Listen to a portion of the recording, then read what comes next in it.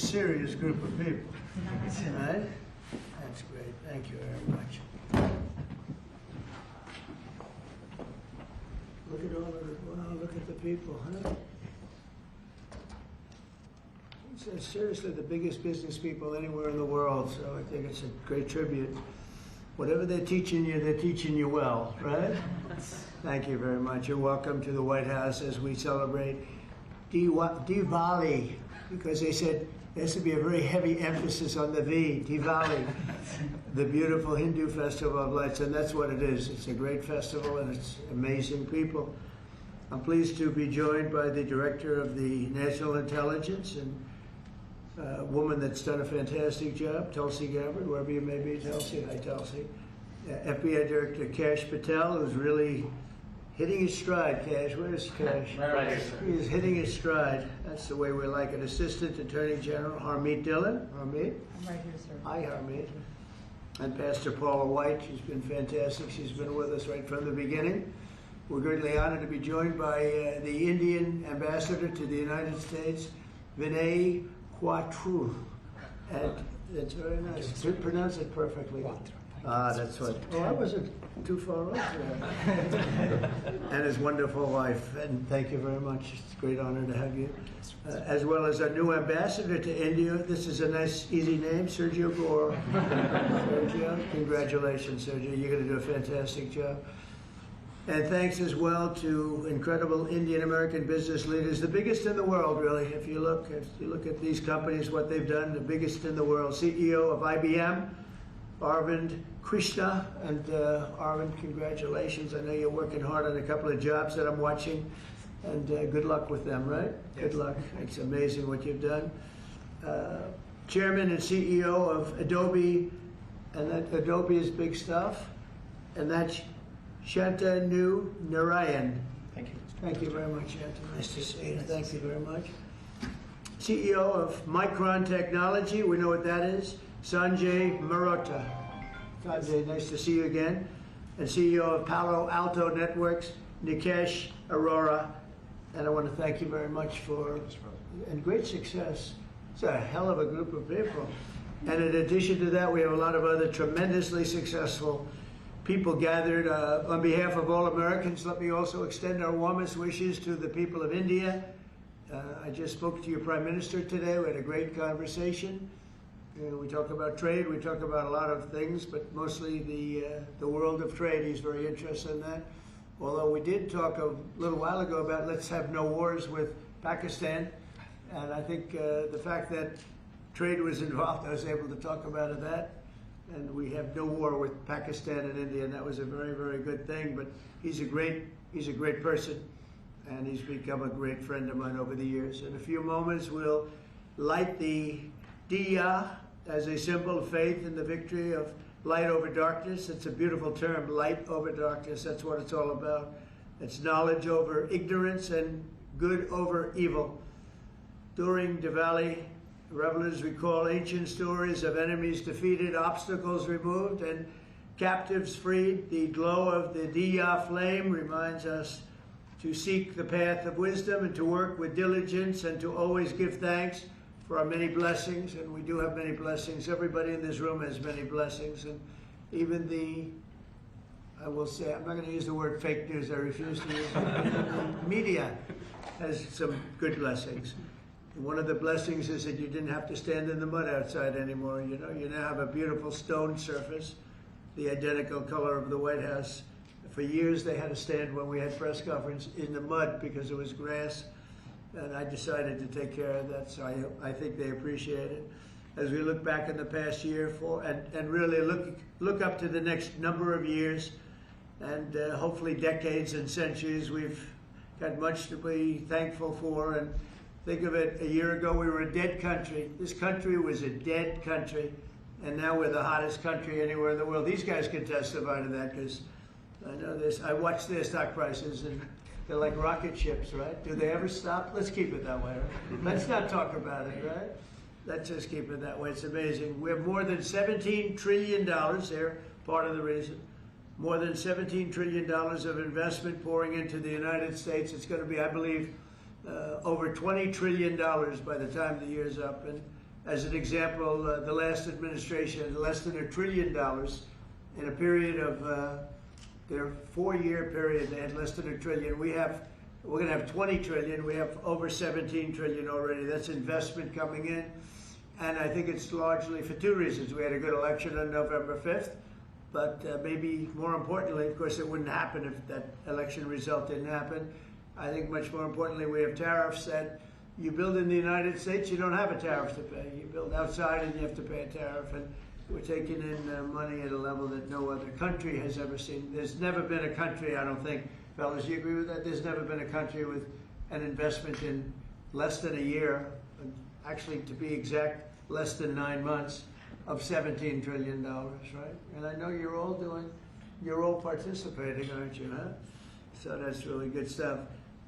The economy is roaring, the incomes are rising, and small business confidence is at the highest level in over a decade. So the confidence levels, which means something. They think over the last 10 years, I don't think they go beyond that.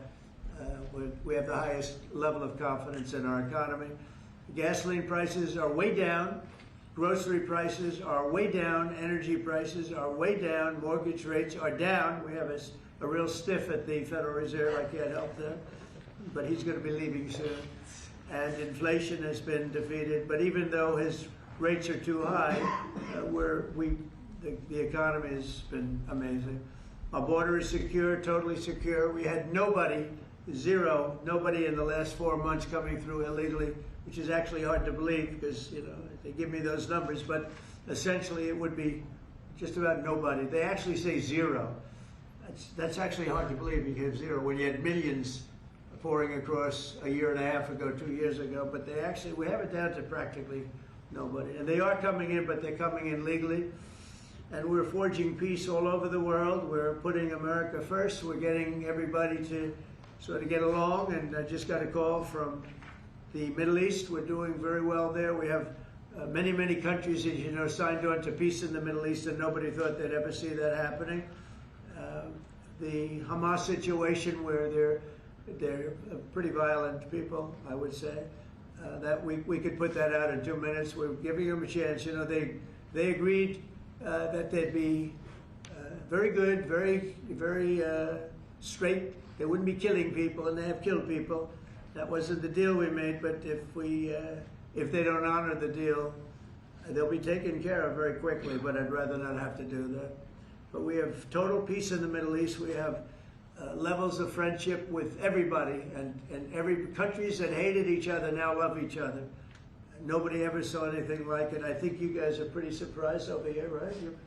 You're surprised, but a lot of people are surprised. Are you guys surprised? Peace in the Middle East. You've been hearing about it for as long as you've been alive, and it's been a lot longer than that. You're still pretty young, but we have peace in the Middle East, and so as we light the Diya, we look forward to a new year and a greater peace and a greater everything for all of us, and we want tremendous success, tremendous health. We're doing a lot of things in the world of health, and the autism situation is just crazy when you think of it. And you go back 20 years, it was 1 in 20,000, and now it's 1 in 12. Is that hard to believe?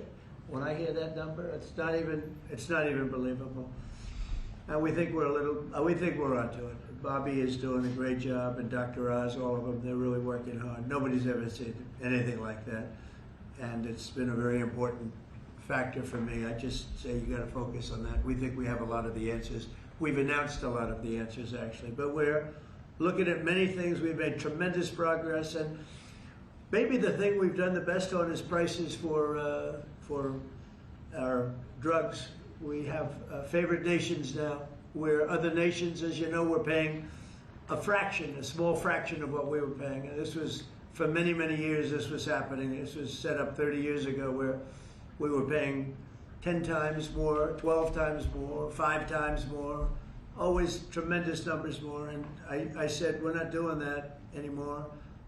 And the drug companies have agreed, and the countries have agreed. Now, if I didn't have tariffs, I wouldn't have been able to get it. I said, well, if you don't agree, we're going to charge you tariffs for more than the equivalent amount.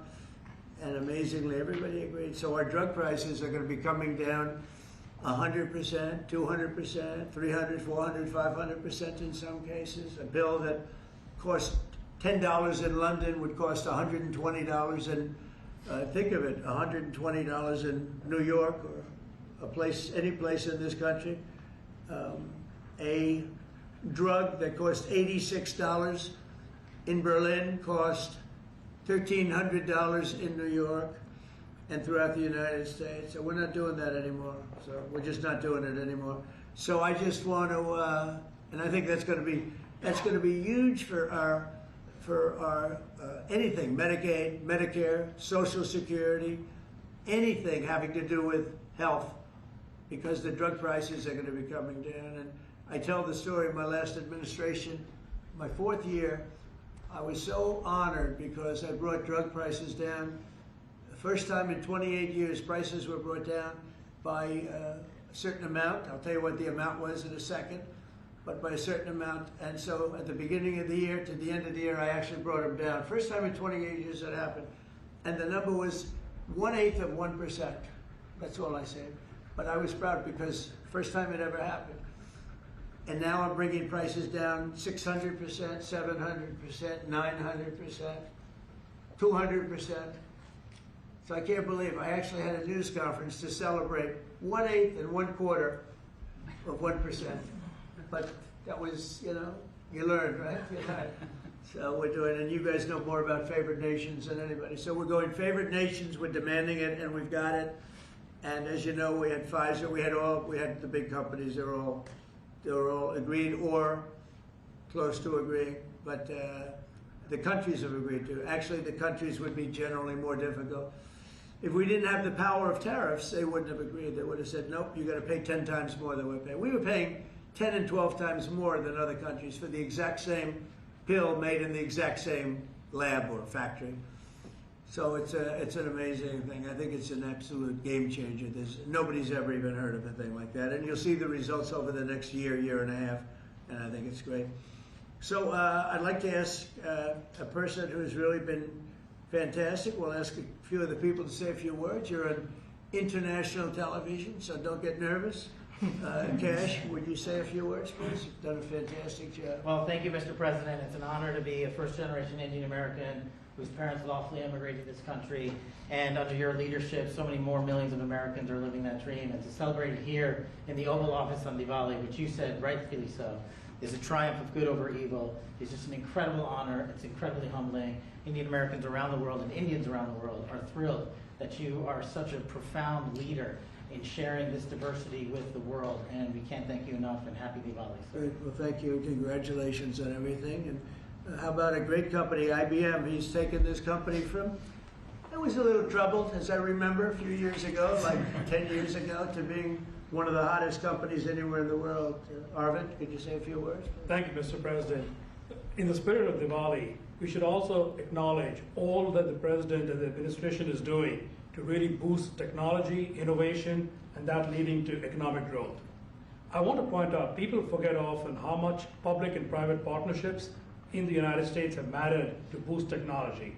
You look at semiconductors, you look at space, you look at the internet, mobile, and hopefully quantum down the road. So, Mr. President, I'd like to thank you for all that you're doing to boost our technology leadership. Well, you have done amazingly, and I just think it's incredible. I know exactly what you've been through, because it was a troubled company until you came along, and you made it very untroubled. You made it a rocket ship, so I congratulate you. Thank you, Arvind, very much. We have a very, very great company, Adobe, and Shanta, could you say maybe a few words, please? Sure. Thank you, Mr. President. And first, it's such an honor, to be here in the Oval Office and to celebrate Diwali, which for all of us growing up, as you pointed out, was, the victory over triumph over evil, light over darkness. I think what you're doing, Mr. President, to have peace and prosperity and investment in this country is just amazing. And as a company, I think hopefully everybody here is using Photoshop in order to, take all these pictures. But I would really like to thank you for your leadership, and we will continue to invest in the U.S. to make sure that we continue to drive innovation. And your investment's been very large. So how much have you invested, and do you plan to invest in the U.S.? As far as our investment is concerned, it's all intellectual property, it's people, so we make everything here, so that's the software. That's good. And so we're a $20 billion revenue company now. We're one of the largest software companies in the world, and headquarters is Silicon Valley. So That's thank you, very Mr. good. President. Fantastic job. How much are you investing, IBM? 150 billion over the next 5 years. 150 billion, that's good. Micron's doing pretty good. How's Micron doing? Okay, pretty good. Mr. President, really a great honor to be here today celebrating Diwali with these excellent peers of ours from the tech industry. And Diwali stands for light, hope, renewal. And the United States is a light to the rest of the world. And particularly on the renewal piece, I just want to really applaud you and your team in terms of bringing Renaissance's semiconductor manufacturing here to the U.S. So Micron is investing $200 billion, $200 billion. $200 billion in leading edge memory manufacturing. And in the course of next few years, we'll have 40% of our manufacturing here in the U.S. And this will add, over the course of years, 90,000 jobs and $1.5 trillion impact to the economy. So we are very thankful to the support that we get from your team and Mr. President, from you, in terms of bringing memory here to the U.S. And memory is key with AI today, right? Yeah. You always talk about memory. I have a good memory. But those machines have a better memory, right? No matter what you do. Absolutely. That's fantastic, really fantastic. Nikesh, Palo Alto is a hot one. And tell me about that. Go ahead, please. Mr. President, thank you for having me here, and it's a pleasure and honor to be able to celebrate Diwali with you. As my colleagues have said, this is triumph of good over evil and prosperity, and what you've done in the last 9 months in terms of making the United States one of the most business-friendly administrations, and allowing us all an opportunity to invest, not just in technology, but in our people. It's just amazing. We are now the largest cybersecurity company in the world, and we just recently, recently spent $25 billion in sourcing technology. So all cyber security is made in the United States, because we believe that the next bastion in the world is going to be a cyber war, and we just want to make sure we are prepared as a country, and we make sure all of our companies and our critical infrastructure. Fantastic job. It's amazing what you've done. And all of these people, to me, they mean two things: big investment, but the big investment I like because of jobs. It's tremendous number of jobs that they've produced. Would you say a couple of things about your great company, please? Thank you, Mr. President. I'm with Stone Point Capital, private equity, which I'm sure you know, and we just raised a new $11.5 billion fund, and we obviously invest very heavily in financial services technology, and so it's actually an honor to be here in the Oval Office with you, and as a fellow Winkwood member too, I've always it's always a pleasure to be with you, and I got to tell you, you're the best president that I've ever seen, and we're so proud of you. Thank you very much. I'm glad I asked him to say that. Would you like to say something about the great job you're doing? Right here? Anybody back here? These are all incredible people that everybody looks, in the business world, everybody looks up to them. Please, go ahead. Would you like to say something? Thank you for your leadership. Thank you for your leadership. I love this. I didn't ask him. I'm running a tech business for 21 years. We build products on AI and machine learning. Thank you, Mr. President. And it's going great, right? Yes. Good. How about over here? We have some very unshy people. Harmeet, how about saying a few words? Well, thank you, Mr. President. It's a tremendous honor to have supported you 3 times and been part of your administration. And on this day of Diwali, I say on behalf of the United States Department of Justice that the message of the triumph of good over evil and knowledge over ignorance and justice over injustice is something that your administration is personifying, and it's a tremendous honor to be part of it, and thank you very much for including us here today. Good, and you're at the DOJ and doing a fantastic job. Thank you, sir. That's great. She's doing a good job, Cash, right? And Tulsi, we know, is doing a good job. What do you think, Tulsi? Yes, sir. Thank you very much. You are doing today what you have done throughout your time in service, is bringing people together from all across the country and all different backgrounds. And this day is, of course, very special to so many of us because while it is the celebration of hope and light and renewal, we can never forget that the source of that hope, light, and renewal comes from God's love for every single one of us. And so today we celebrate God, His love, and the blessings that He has shared with all of us. Well, fantastic. Thank you all very much. Anybody like to say anything? Or would you like to say something, please? Mr. President, let me start first of all by expressing a deep sense of gratitude for opening up White House, Oval Office, your home, to mark Diwali's Festival of Lights, which is celebrated by over 1/5 of humanity. And as Cass said, you are showcasing the strength of diversity through this celebration. So it's truly a great honor, and thank you very much for that. May I also, on behalf of my Prime Minister and my own behalf, wish you and your loved one a very, very happy Diwali greetings, particularly to over 5 million strong Indian diaspora in the US. Right. And may I close by making a wish, which is normally we do for Diwali.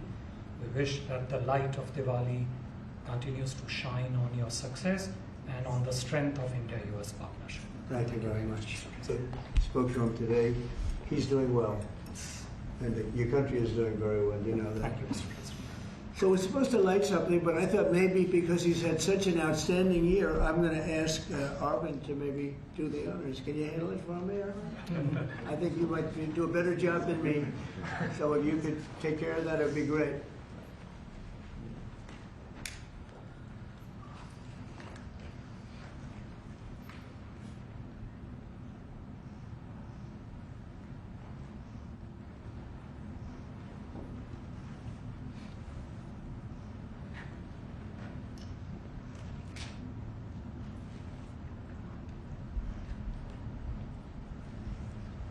He's done a good job. I didn't know you were supposed to do that. I'm glad I asked him.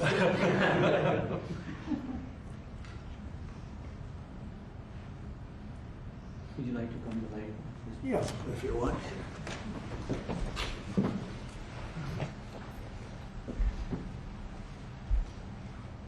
Okay.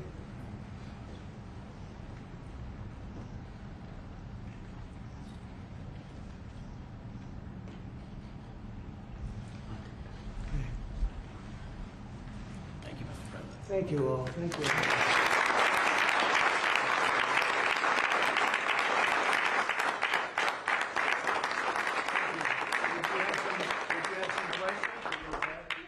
Mr. President, the meeting with Vladimir Putin is canceled or put on hold. Do you know what happened there, and does that affect your decision whether or not to send tomahawks? No, I don't want to have a wasted meeting. I don't want to have a waste of time, so I'll see what happens. But we did all of these great deals, great peace deals. They're all peace deals. They're agreements, solid agreements, every one of them. But this one, and I said, go to the line of battle, the battlefield lines, and you pull back and you go home, and everybody takes some time off because you got two countries that are killing each other. You got two countries that are losing 5,000 to 7,000 soldiers a week. So we'll see what happens. We haven't made a determination. Mr. President, I'm asking the Justice Department to look into the federal investigations into you and look for compensation, and how much are you asking for? Who's asking for what? Are you asking the Justice Department to pay you compensation for your federal investigations into you? Are you asking them to pay compensation, and how much? Into me? I don't get any compensation. I do it for nothing. I gave up my salary. Into me? No, it's going to be the Justice Department. Are you asking them to pay you compensation for the federal investigations that happened to you? And how much are you asking for? Well, I guess they probably owe me a lot of money for that. Probably, yeah, that's true. That's very interesting. No, I get no salary. I gave up my salary. It's a good salary. Not as much as these guys make, but that's okay. It's a lot of money. And I don't, as you know, I didn't take it in the first 4 years. I'm not taking it in these 4 years either. But as far as all of the litigation and everything that's been involved, yeah, they probably owe me a lot of money.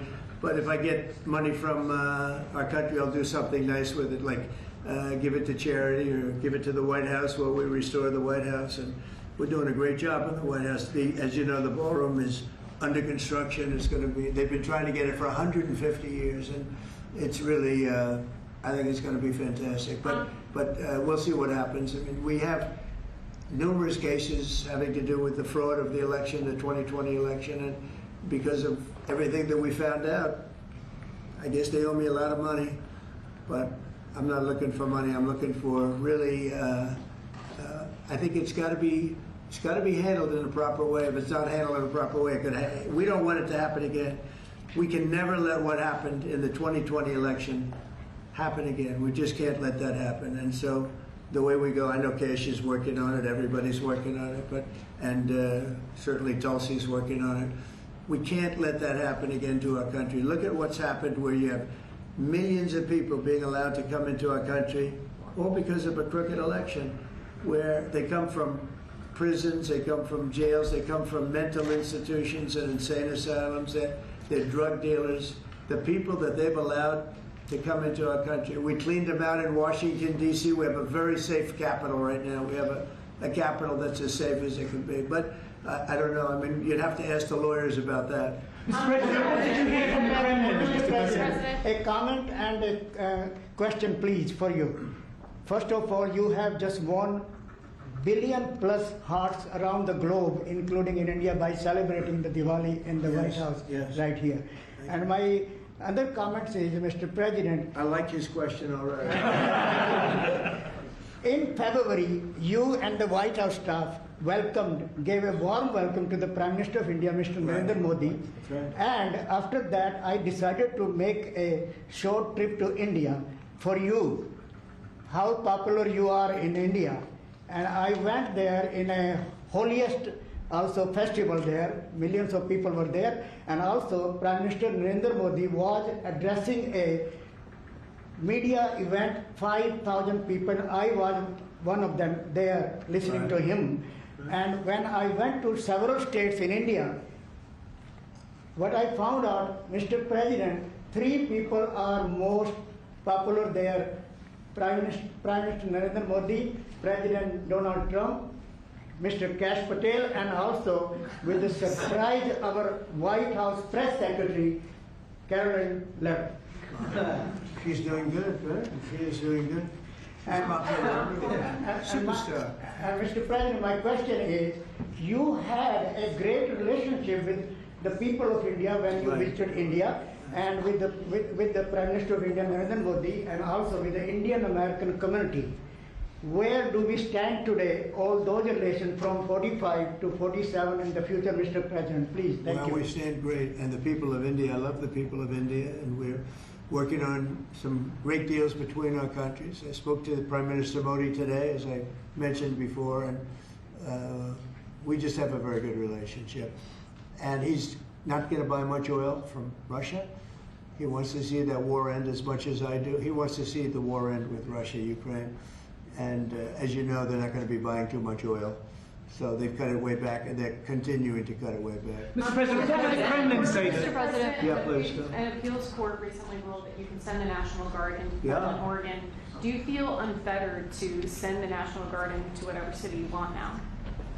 Well, I guess so. That was the decision. I can send the National Guard if I see problems. I looked at Portland over the weekend. The place is burning down, just burning down. We weren't there. We didn't spend much time there because we were waiting for that decision. But the court, maybe that influenced the court. But you look at a place like Portland, it's ridiculous when they say that there's no problem. The place was on fire over the weekend. But we won the case in Court of Appeals. I think it was the Ninth Circuit, so that's pretty good. And a very strong opinion that we have the right to use the National Guard. You would think that would be common sense. We have the right to use the National Guard to put out trouble. Well, that's how I got elected. One of the reasons I got elected. Yes. Mr. President, what changed your mind after talking to Vladimir Putin between then and now? Why did you think that a Budapest summit might be wasted time? Well, I didn't say anything. I didn't say it would, and you never know what's going to happen. But a lot of things are happening on that front, on the war front with Ukraine and Russia, and we'll be notifying you over the next 2 days as to what we're doing. Did you But hear a lot of things are happening. Did you hear something from the I think we're president? going to get it solved. Yeah, please. Mr. President, on Ukraine, do you still see a chance for a ceasefire? And what is Say it Putin again, asking for? what? Do you still see a chance for a ceasefire? And what is I do, Putin yeah, asking yeah. for? I do. It's a vicious look. It's a vicious war. It doesn't really affect us. We sell equipment to them. We sell equipment to NATO, and NATO gives it to Ukraine, but we don't pay anything anymore. Biden spent $350 billion. The war would have never happened if I were president. Would have never, not even a million years. And Putin knows that too. Would have never happened. But it did happen, and I came in, and I have to see if I can put it out. But it doesn't affect us because we're not losing soldiers there. Although, when I first came in, that could have ended up, it's not going to happen, but it could have ended up in World War III. That was really out of control. So now it's, they're shooting and they're killing people, and I think Putin wants it to end, and I think Zelensky wants it to end, and I think it's going to end. What is Senator Schumer said he reached out to you about meeting on the government shutdown. Will you meet with him before you leave for Asia on Friday? Well, I will actually. I'd love to meet with them. I just want them to open up the country first. You know, the country is so hot right now, and they've never voted against, you know, continuation. They've never voted against. They've never done that. They're doing this because they have Trump derangement syndrome. But I would love to meet. I would like to meet with both of them. But I set one little caveat. I will only meet if they let the country open. They have to let the country open. The people want to go back to work. They want to be served. They need the services of some people, and a lot of people need the money, the payroll. So I'll do it as soon as they open up the country. I'd like to meet. So you won't meet with them until the government. Just to be clear, you won't meet with them until the government's open. The government has to be open, yeah. The government has to be open. You know how long it would take for them to do that? Just say, okay, government's open, that's it. There is nothing. How long They're do you not think this could negotiating. go? What they're doing is saying they lost the negotiation, and when we got the great big beautiful deal done, they lost that negotiation. Now they're saying, well, we want to get some of the things we lost. But the problem is the things they lost are very bad for our country. We don't want to have people come over from all over the world, from prisons and all, and have them have their health care paid for. We want to take care of people that are American citizens and all. So they want $1.5 trillion of money to be wasted and jeopardize the health care of other people. We're not going to do that. So I would love to meet with them. We want the country open first. Yeah. Mr. President, a new poll shows that if Curtis Sliwa dropped out of the New York mayoral race, then Andrew Cuomo would only trail Mamdani by 4 points. Would you call Curtis Sliwa to drop out of the race so that can happen? Well, I looked at the polls, and looks like we're going to have a communist as the mayor of New York. It'll be very interesting. But here's the good news. He's got to go through the White House. Everything goes through the White House, at least this White House it does. And we'll have to see what happens. But if he dropped out, he's not going to win. And not looking too good for Cuomo either. But maybe, I don't know, if he dropped out, maybe Cuomo would have a little bit of a chance, but not much. Because it looks like the lead it's not a great lead, but it's big enough that he should be able to win. So, you know, I don't know that I want to get involved. It's really a question of, would I rather have a Democrat or a communist? And I would rather have a Democrat than a communist. Will you meet with Mamdani if he wins? Yeah, I'll speak to him. Mr. President, I have an obligation to speak to him, but look, I love New York. I've always loved New York. I just can't believe a thing like this is happening. I left New York, and we had a mayor, de Blasio, who was a disaster, but when I left, it was sort of before he could really take hold.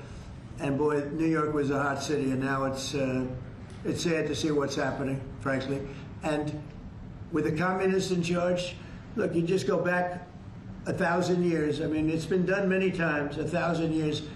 It's never worked once, so it's not going to work now either. On your Mr. President, you're building your ballroom right now. They're also building the Obama Presidential Library. I'm wondering if you've seen. He needs help. Have you seen pictures of the architecture and Yeah, what I do you think did. of it? It's not too pretty.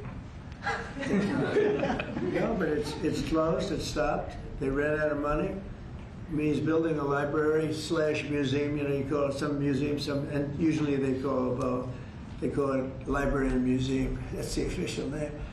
and they're stuck. And he wanted only women and DEI to build it. Well, that's what they got.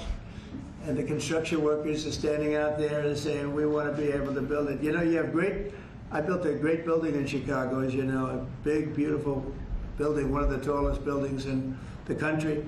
And we got it built very quickly, very well. And we use the construction workers of Chicago. They're great workers. They're great construction people. And I suggest that you get them involved. But they're hundreds of millions of dollars over budget. And I think it stopped. I'm reading these terrible stories. But that's the way our country was run under President Obama, too. Nobody knew it. Mr. President. Thank you, Mr. President. Russia remains China's top crude oil supplier in September. Are you considering tariffs on China? Well, I mean, you read the same papers as I do, but I don't have to read the papers because I'm the one. Right now, as of November 1st, China will have about 155% tariff put on it. And I don't think it's sustainable for them, so I want to be nice to China. But China's been very rough with us over the years because we had presidents that weren't smart from a business standpoint. Some were good politicians, some weren't even good politicians, but they allowed China to take advantage of us and every other country to take advantage of us. If you see, I made a deal with the European Union, I made a deal with Japan, with South Korea, made a lot of these deals that are great deals, and I was able to do it. It's really national security. I was able to do it because of tariffs.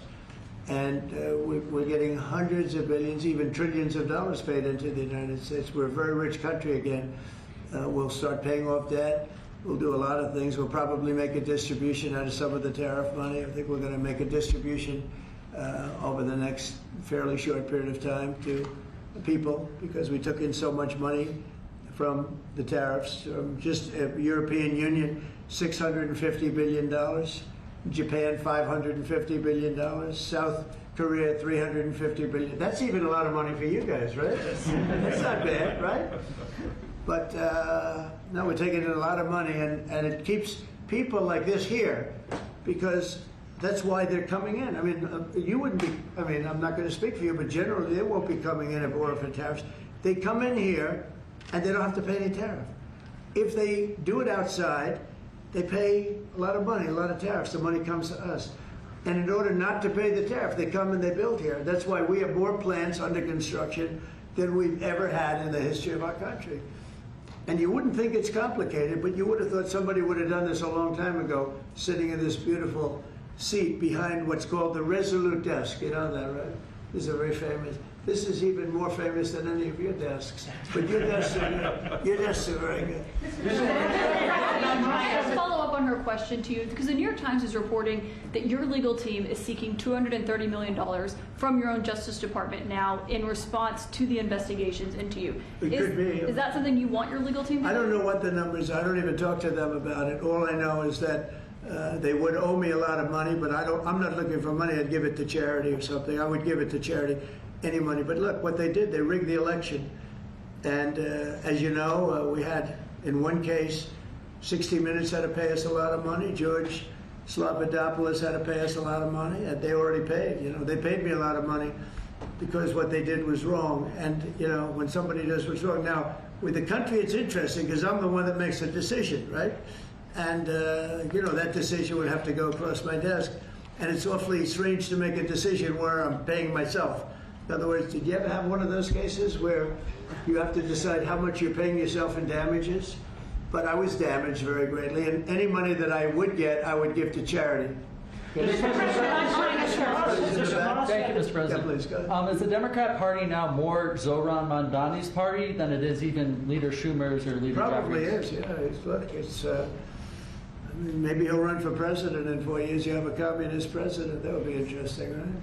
I don't see it happening. You know, I've always said you will never see, and I always talked about socialism, and you will never see a socialist so-and-so. And I was right. I'd say it in speeches, we will not have socialism in our country. And I was right. Communism, yes, but socialism. In other words, they skipped socialism and they went down to communism. No, he's a communist, and he's going to be maybe the mayor of New York. I don't know, maybe, you know, polls are all, but these polls seem to be pretty consistent. but he would be, I would say he would be the leader of the party. It's not Schumer. Schumer's shot. He's shot. This poor guy, I feel sorry for him. I've known him for a long time, but he's I think he's mentally gone. He's been beat up by young, radical lunatics. And I think Chuck Schumer is, he's gonzo. I really do. I think he's probably not going to run. It shows that he's losing in every poll. Now, this is hard. You know, he wants to meet with me. It's sort of hard to meet with a guy after I make a statement like that, but I'm just giving the facts. I think Chuck is probably finished. I know some people, Democrats, that would be good. Some good politicians and some, you know, reasonable people. But I understand that they would not have a chance of, you know, getting even the concept of holding the torch. They're not going to get it. But they have some people that I really believe they're low IQ people. They're stupid people. And they seem to be leading the party. So we'll see what happens. Look, the Republicans are strong. We have great leadership. We're very strong in every way. And we're going to keep it that way. But we are really a strong party. You know, our party's grown magnificently. We've gotten away. Look at all the union votes I got. Nobody thought that was ever possible. Look at the election where I won I won everything. I won all 7 swing states. If you win 3 or 4 swing states, you're doing great. I won all 7 by a lot. And I think the best thing when you look at districts, 2,700 versus 525. That's big. That's why the map shows all red. So we won in a tremendous landslide, and that's because people like our policy. I guess they like me, but they like my policies. Strong borders, good education, low taxes. You know, in the great big beautiful bill, we got the biggest tax cut in history. Not only no tax on tips, no tax on Social Security, no tax on overtime, we got the biggest tax cut in the history of our country in the bill that we just approved. And I think people see that and they like it, and that's why we're doing well, but they are not. They do not have leadership. Thank you very much, everybody. Thank you, Thank you very much. Thank you, guys.